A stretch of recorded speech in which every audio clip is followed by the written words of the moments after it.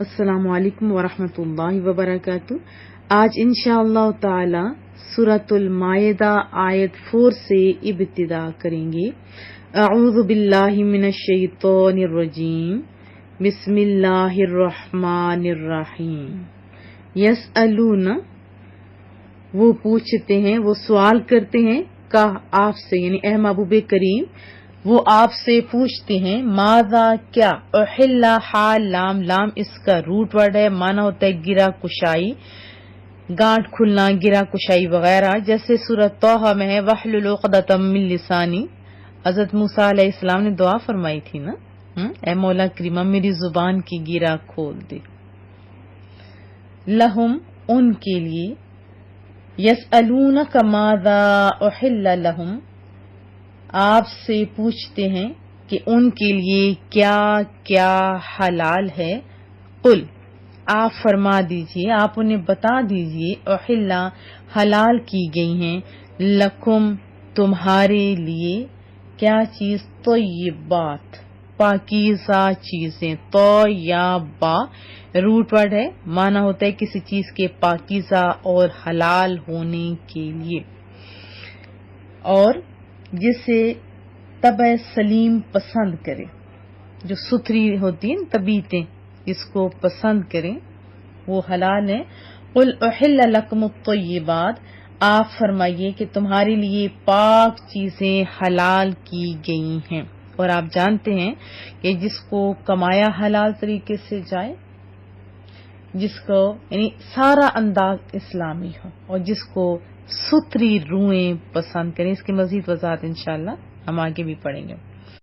وما، اور جو علمتم، تم نے سکھایا، تم نے تعلیم دی، من الجوارح، زخم دینے والوں میں سے، جیسے جوارح ہوتا ہے نا زخمی کرنے والے، شکاری جانور جو ہوتے ہیں، جرحن کا معنی ہوتا ہے زخمی کرنا، اور یہ زخم دینے والے، زخمی کرنے والے، اس میں فاعل ہے، اور جارحتن کی جمع ہے۔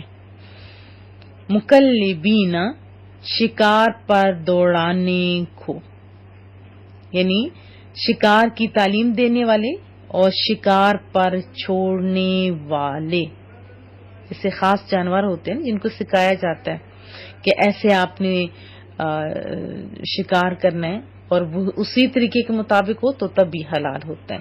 تعلمونہن، سکھایا کرتے ہو ان کو کن کو، وہ جو جانور ہیں شکاری جانور، ان کو جو سکھاتے ہو، سکھایا کرتے ہو، مما، اس سے جو علمکم اللہ، جو تمہیں رب کریم نے تعلیم دی، جس کا علم تمہیں اللہ نے دیا، جو تمہیں اللہ تعالی نے سکھایا۔ وما علمتم من الجوارح مکلبین تعلمونہن مما علمکم اللہ، پیچھے بتایا جا رہا ہے نا کہ آپ فرمائیے تمہارے لیے پاک چیزیں حلال کی گئی ہیں، اور دوسرے ان کا شکار، جنہیں یعنی ایسے تمام جانور، شکاری جانور جن کو تم نے شکار پکڑنے کی تعلیم دی ہے، ان کا شکار حلال ہے، یعنی تم انہیں وہ طریقہ جو اللہ نے تمہیں سکھایا ہے وہ تم ان جانوروں کو سکھاتے ہو، اور ان کا شکار کیا ہوا جانور جو بھی ہوگا، پرندہ وغیرہ، تو وہ حلال ہے۔ فکلو، پس کھاؤ، مما، اس چیز سے جو امسکنا، وہ پکڑیں، انہوں نے روک رکھا، وہ پکڑیں، کون سے، جو جانور آپ نے چھوڑے ہیں شکار کے لیے، اور اس کا لفظی معنی ہوتا ہے امساک کا، کسی چیز سے چمٹ جانا اور اس کی حفاظت کرنا۔ علیکم، تم پر یا تمہارے لیے، وَاذْكُرُوا اسْمَ اللَّهِ، اور یاد کرو یا بلند کرو نام اللہ تعالی کا، ذکر کرو اللہ کا نام، علیہ، اس پر۔ فَكُلُوا مِمَّا أَمْسَكْنَا عَلَيْكُمْ وَاذْكُرُوا اسْمَ اللَّهِ عَلَيْهِ، اس میں سے جسے تمہارے لیے وہ شکاری جانور پکڑیں اور اللہ کا نام اس جانور پر لیا کرو. یعنی جب تم شکاری جانور چھوڑتے ہو تو اللہ کا نام لیا کرو. واتقوا اللہ، اور اللہ تعالی سے ڈرتے رہو. ان اللہ، بے شک اللہ تعالی، سریع الحساب، سریع کہتے ہیں جلد لینے والا، سرعہ جلدی کو کہتے ہیں، سرعت، سرعہ وغیرہ. بے شک اللہ تعالی جلد حساب لینے والا ہے. الیوم، آج کے دن، احل، حلال کر دی گئی، لکم الطیبات، تمہارے لیے سب کی سب پاکیزہ چیزیں، سب کی سب ستھری چیزیں. الیوم احل لکم الطیبات، آج تمہارے لیے پاکیزہ چیزیں حلال کر دی گئی ہیں. وطعام، اور کھانا، الذین، ان لوگوں کا جنہیں اوتوا الکتاب، کتاب دی گئی ہے، یعنی اہل کتاب. حل لکم، تمہارے لیے حلال ہیں، یعنی ایسے اہل کتاب جو دہریے نہ ہوں، اللہ کو مانتے ہوں. اس کی بھی کنڈیشنز ہیں، وہ بھی آپ علماء کرام سے پوچھیں گے تو تب اس کی صحیح سمجھ آئے گی آپ کو. وطعام الذین اوتوا الکتاب حل لکم، اور ان لوگوں کا کھانا جنہیں کتاب دی گئی ہے وہ بھی تمہارے لیے حلال ہے، یعنی ان لوگوں کو جو اہل کتاب ہیں ان کا کھانا تمہارے لیے حلال ہے. اس کے بارے میں کچھ کنڈیشنز ہیں، اختصار کے ساتھ بتاؤں گی انشاءاللہ تعالی. وطعامکم، اور تمہارا کھانا، تمہارا طعام، حل لہم، ان کے لیے حلال ہے. وطعامکم حل لہم، اور تمہارا کھانا ان کے لیے حلال ہے. والمحصنات، اور پاک دامن عورتیں. ہم نے پڑھا تھا سورۃ 5ویں پارے میں پڑھا تھا اس کے بارے میں. اس کے 3-4 معنی تھے. ایک معنی تھا پاک دامن، ایک معنی تھا آزاد عورتیں اور شوہر والی عورتیں. آپ کو یاد آ گیا ہوگا، لیکن یہاں مراد شوہر والی نہیں ہے، مراد پاک دامن عورتیں ہیں. جب مضمون پڑھا جاتا ہے تو بندے کو سمجھ آ جاتی ہے. من المؤمنات، مومن عورتوں میں سے، والمحصنات، اور پاک دامن، اور جو پاک دامن عورتیں ہیں، من الذین، ان لوگوں میں سے، اوتوا الکتاب، جو اہل کتاب ہے جنہیں کتاب دی گئی ہے، من قبلکم، تم سے پہلے، اذا، جب، آتیتموہن، جب دو تم ان کو. ایک واضح کنڈیشن بھی بتا دی کہ جب تم انہیں دو، اجورہن، ان کے مہر دو، تو محسنین، نکاح میں لیتے ہوئے. بتایا کہ پیسے دو، لیکن کس طرح؟ یہ مہر کی صورت میں، غیر مصافحین، نہ کہ اس سے کہ تم بدکاری کرو، غیر مصافحین، نہ کہ بدکاری کھلی کرنے والے. ولا متخذی، اور نہ پکڑنے والے. متخذی کا معنی ہوتا ہے بنانے والے، پکڑنے والے. احدان، چھپی دوستی، سے چھپے یار، یعنی جن کے باہر بتاتے ہوئے حیا آنے لگ جائے. تو اب اس سے بڑا اور دکھ کا کیا مقام ہوگا کہ اللہ دیکھ رہا ہے. اللہ کی نسبت لوگوں کا ڈر زیادہ ہونا یہ مومن کی شان نہیں ہے. مومن تو چھپے یار نہیں بناتے نا، یہ مومن کا طریقہ نہیں ہے. ہاں کسی سے غلطی ہو گئی ہے تو اسے ابھی سے معافی مانگنی چاہیے، کیونکہ رب دیکھ رہا ہے اور رب نے سارے طریقے بتا دیے ہوئے ہیں. وَمَن یکفر، اور جو کفر کرے، بالایمان، ایمان کے ساتھ، جو انکار کر دے ایمان کے ساتھ، فقد حبط عملہ، تو اس کے سارے اعمال ضائع ہو گئے. وَهُوَ فِي الْآخِرَةِ، اور اس کا جو ہے آخرت میں کیا حال ہوگا؟ کیا وہ فائدہ پائے گا؟ نہیں. من الخاسرین، وہ خسارہ پانے والوں میں سے ہوگا. والمحصنات من المؤمنات، اور حلال ہیں پاک دامن مومن عورتیں، والمحصنات اور پاک دامن عورتیں من الذین اوتوا الکتاب من قبلکم،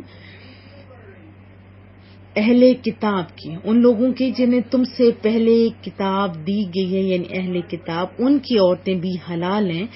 اذا آتیتموہن اجورہن محسنین غیر مصافحین، جب تم انہیں مہر دے دو، یعنی پاک باز بنتے ہوئے، نہ کہ بدکاری کرتے ہوئے. کتنے کلیئر ورڈ ہیں.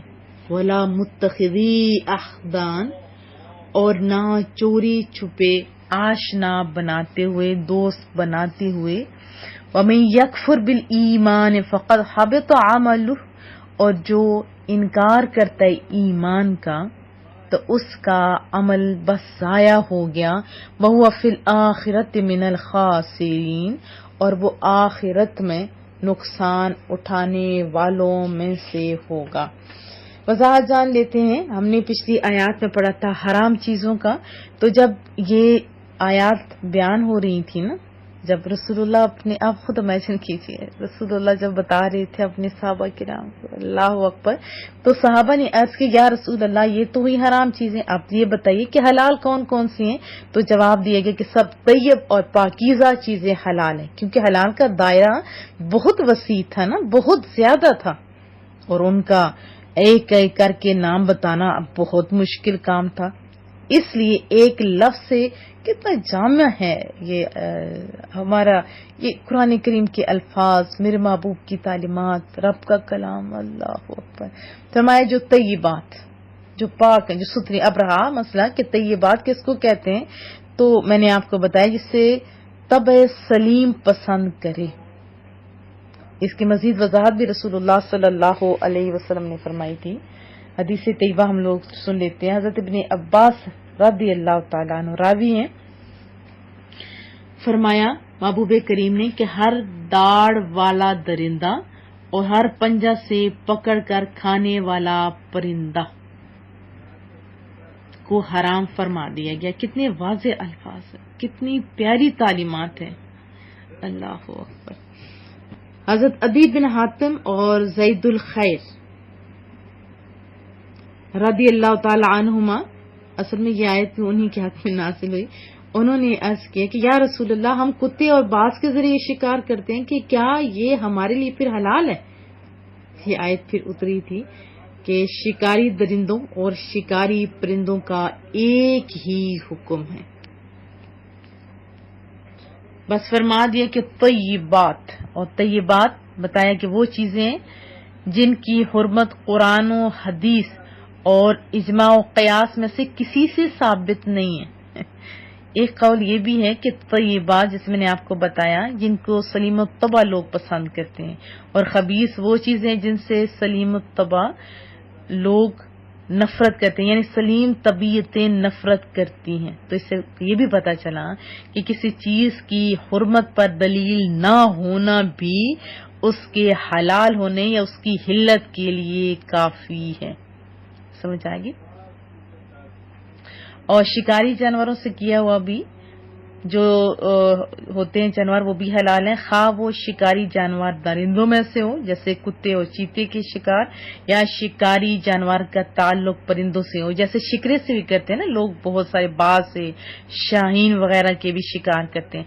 تو جب صحیح ان کو تربیت دی جائے پھر وہ جو شکار کریں، اگر وہ کریں جو شکار کریں اس میں سے نہ کھائیں، خود نہ کھائیں، بلکہ شکار کریں اور جس نے ان کو چھوڑا ہے اس کے پاس واپس آ جائیں. تو ایسے شکاری جانوروں کو معلم یعنی سکھایا ہوا کہتے ہیں. ٹھیک ہے، ان کا حلال ہے. اور ایک اور بات بھی بتا دوں کہ اگر وہ جانور کو نہیں کھاتے، خود نہیں کھاتے، واپس لے آتے ہیں اگرچہ وہ مرا ہوا ہو تب بھی حلال ہے. اگر یہ یاد رکھیں کتے نے خود کچھ نہ کھا لیا ہو، اگر کھا لیا تو پھر وہ حلال نہیں ہوگا، کیونکہ واضح فرما دیا کہ یہ اس نے اپنے لیے شکار کیا، تمہارے لیے تو نہیں. تو خلاصہ یہ ہوا کہ جس نے کتا پالا یا شکرا وغیرہ کوئی شکاری جانور پر چھوڑا ہو تو چند شرائط کے تحت وہ حلال ہوگا. جیسے شکاری جانور مسلمان یا کتابی کا ہو، یعنی سکھایا ہو، مسلمان کا سکھایا ہوا وہ جانور ہو تو، اور پھر اس نے یعنی جس کو چھوڑا گیا اس نے شکار کو زخم لگا کر مارا ہو، یہ خاص طریقہ ہوتا ہے. اور شکاری جانور بسم اللہ اللہ اکبر کہہ کر چھوڑا گیا ہو. اور چوتھی اس کی شرط یہ ہے کہ اگر شکاری کے پاس شکار زندہ پہنچا تو اس کو بسم اللہ اللہ اکبر کہہ کر ذبح کرنا پڑے گا. اگر ان شرطوں میں سے کوئی شرط نہ پائی گئی تو حلال نہیں ہوگا. مثلا اگر شکاری جانور معلم یعنی سکھایا ہوا نہ ہو، یا اس نے زخم نہ کیا ہو، یا شکار پر چھوڑتے وقت جان بوجھ کر بسم اللہ اللہ اکبر نہ پڑا ہو، یا شکار زندہ پہنچا ہو اور اس کو ذبح نہ کیا گیا ہو، یا معلم یعنی سکھائے ہوئے جانور کے ساتھ غیر معلم جس کو نہ سکھایا گیا ہو وہ جانور شریک ہو گیا ہو، یا ایسا شکاری جانور شریک ہو گیا جس کو چھوڑتے وقت بسم اللہ اللہ اکبر نہ پڑا گیا ہو، یا وہ شکاری جانور کسی مسلمان کا نہ ہو، تو ان تمام صورتوں میں شکار حلال نہیں ہوگا. ضمن عرض کر دوں کہ تیر سے جو شکار لوگ کرتے ہیں، اگر بسم اللہ اللہ اکبر کہہ کر تیر مارا اور اس سے شکار یعنی پہلے مجروح زخمی ہو پھر مر گیا تو حلال ہے. اگر نہیں مرا تو پکڑیں بسم اللہ اللہ اکبر پڑھ کے ذبح کیا جائے. اور اگر اس پر بسم اللہ نہ پڑی یا تیر کا زخم اس کو نہ لگایا یا زندہ پانے کے بعد اس کو ذبح نہیں کیا تو ان تمام صورتوں میں حلال نہیں ہوگا. اگر پکڑ لیا تو زندہ ہے تو اللہ کا نام لے ذبح کریں اور کھا لیں. پھر اہل کتاب کا ذبیحہ بھی مومنین کے لیے حلال ہے، خواہ یہودی ذبح کرے، عیسائی، یا اسی طرح مرد ذبح کرے، عورت کرے یا سمجھدار بچہ. لیکن یہ ذہن نشین رہے، یہ بات جاننا ضروری ہے کہ ان اہل کتاب کا ذبیحہ حلال ہے جو واقعی اہل کتاب ہوں. جیسے موجودہ دور میں بہت سارے عیسائی ہیں جو دہریے یعنی اللہ کے منکر ہو چکے ہیں، تو ان کا ذبیحہ اور نہ ہی ان کی عورتیں حلال ہوں گی. اس لیے بہتر ہوتا ہے کہ اپنے مومنوں کا ہی ذبیحہ کھایا جائے اور انہی عورتوں سے نکاح کیا جائے. کیونکہ آج کل تو پتہ نہیں کیا ہوتا جا رہا ہے لوگوں کو، اللہ بس ہدایت دے، کدھر کے کدھر جا رہے ہیں. اور یہ بھی جو مسئلہ ہے یہ بھی مردوں کو ہے، جو مسلمان مرد ہیں وہ مسلمان عورتوں کا نکاح کتابی مردوں سے علماء کرام قطعی حرام قرار دیتے ہیں. اور اہل کتاب عورتوں میں سے اچھے کردار والیوں سے نکاح کیا جائے تو یہ تو مستحب ہوا. لیکن اگر وہ صحیح نہیں ہیں، جیسے غیر مسلم آپ دیکھتے ہوں گے اعلانیہ بدکاریاں کر رہے ہوتے ہیں، ان کی دوستیاں مردوں کے ساتھ ہوتی ہیں اور پتہ نہیں کیا کر رہے ہوتے ہیں، تو بہتر ہوتا ہے کہ ان سے رشتہ نہ ہی کیا جائے. کیونکہ میں نے خود دیکھا جب ہم لوگ دبئی میں فلیٹ میں رہتے تھے، 5 فلور ہمارا تھا، 6 فلور پہ ایک مسلمان تھا، اس نے ایک غیر مسلم عورت کو بڑا خوش کہ میں نے اس کو اسلام کی دعوت دی، اس نے قبول کر لیا. اس مرد نے تحقیق نہیں کی کہ، اور اس عورت نے پیسوں کی لالچ میں اسلام اصل میں قبول کیا تھا، ورنہ بہت سارے لوگ ہوتے ہیں کہ جو واقعی اسلام قبول کرتے ہیں اور اتنا شوق، اتنا اشتیاق، اتنا محبت اسلام سے کہ بندہ دیکھے تو اتنا پیار آتا ہے ان لوگوں پہ. تو اس عورت نے اسلام قبول محض اس مرد کی دولت کے لیے کیا تھا، اور اس نے بھی اس کو نہیں نہ سکھایا نہ تعلیم دی. چلو دے دیے، کچھ نہ کچھ تعلیم تو دے دیتا نا، لیکن وہ ٹور پہ جا رہا ہے. اور یہ جو عورت ہے وہ جو بہت ہوشیار عورت تھی، اپنے بچوں کو چرچ میں بھی لے کے جاتی تھی اور اپنے بچوں کو سارے محلے کو پتا تھا. ان کی نوکرانی نے مجھے بھی بتایا. پھر اچانک جب انہیں پتا چلا کہ مجھ کو پتا چل گیا تو انہوں نے اپنا گھر شفٹ کر لیا تھا. تو ان کے بچے بھی کرسچن ہو چکے ہوئے تھے، اور وہ عورت کس انداز میں زندگی بسر کر رہی تھی. انا للہ و انا الیہ راجعون. جب شوہر آتا تو بالکل چینج ہوتی تھی. تو بہتر ہوتا ہے کہ ہم لوگ اپنی مسلمان عورتیں جو ہیں ان سے شادیاں کریں، اسی طرح مسلمان مردوں سے شادیاں کی جائیں. اور تاریخ میں اگر اٹھا کے دیکھیں تو بہت ساری عورتوں کو استعمال کیا گیا اور پھر مردوں سے شادیاں کروائی گئی. ان کی ساری خبریں اپنی غیر مسلم کو دیتی تھی اور وہ کام جو مرد نہیں کر سکتے تھے ان عورتوں نے کیے. تو اس لیے اپنی ایمان کی بھی حفاظت کیجیے، اپنی یعنی جو عقیدہ ہے اس کی خود بھی اور اپنے بچوں کو بھی تربیت دیجیے. یعنی کہ جو خوبصورت عورت ہو یا جہاں بھی جو اور بس نہیں، اسلامی تعلیم دینا بہت ضروری ہے. آج کل تو میڈیا کا دور ہے اور بڑی مشکل زندگی ہے، کسی کا کوئی پتہ نہیں چلتا کہ یہ کیسا ہے اور یہ کیسا نہیں ہے، اور سامنے بیٹھا ہوا موبائل پہ کیا بچہ دیکھ رہے نہیں سمجھ آتی. آپ اپنے بچوں کی طرف توجہ دیجیے، اللہ کا خوف ان میں ڈالیے. اور یہ جو چھپے یار، یہ دوستیاں آج کل پیرنٹ خود کہتے ہیں لڑکیوں کو لڑکے دوست بنا کے دے رہے ہیں اور لڑکوں کو لڑکیاں دوست بنا کے دے رہے ہیں. دیکھیں آپ سے زیادہ آپ کا ہمدرد آپ کا اللہ اور آپ کے رسول صلی اللہ علیہ وسلم ہے. محبوب کریم نے فرمایا تم مجھے زبان کی اور شرمگاہ کی گارنٹی دے دو، میں تمہیں جنت کی گارنٹی دے دیتا ہوں.